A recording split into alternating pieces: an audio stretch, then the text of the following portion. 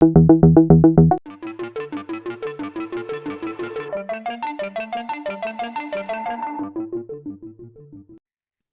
for Yeats, what these three elements, so like places, images, and the order sort of like point to is that in fact, the art of memory consists of a number of translations, I would say. So it's an essentially oratory art, right?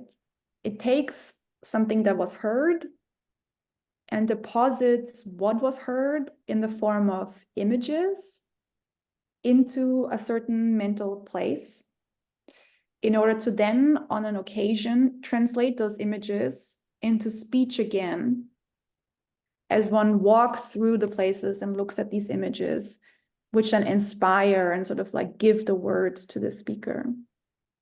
And the place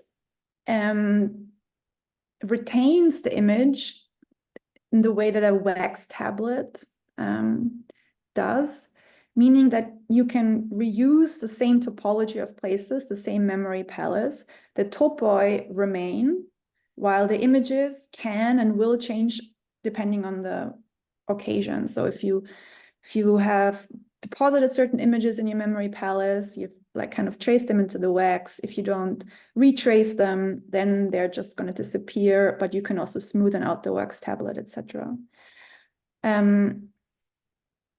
The order, as I've already said, is central. Cicero has pointed this out. And the Latin term for it is ordo, which means arrangement or exact positioning. And the author of Ad Herennium, the anonymous author, employs the analogy of writing in order to expound the functioning of the art of memory. I'm just going to quickly quote from that.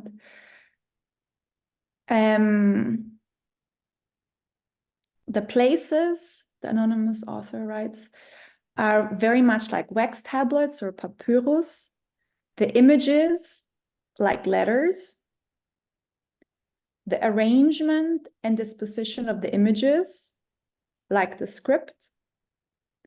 And the delivery, like the reading.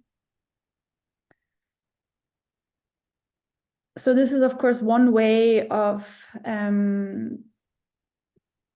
translating, I guess, the functioning of the memory palace and comparing it to writing.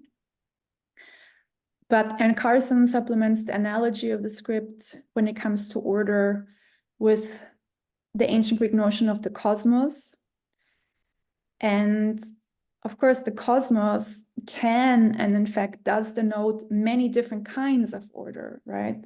So the cosmos can be like, or can like, refers to order on all these different levels, like planetary order, governmental order, social order, etc. And she writes, so the cosmos, she writes, is as if all the different strands of human and natural complication in the world were woven out of one texture, extending over both space and time. As he, and here she means Simonides, lingers on the doorstep of what had been Scopa's house and stares at the smoking ruin of the dining hall, Simonides is contemplating a piece of the texture that exists nowhere but in his own mind. So I think it's quite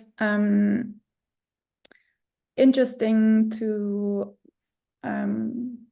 what the kind of like recourse to the ancient Greek cosmos means here, because rather than it being a translation or an introjection of an external order, as was proposed by Francis Yates or also by the author of Ad Herennium, I think the Greek cosmos, the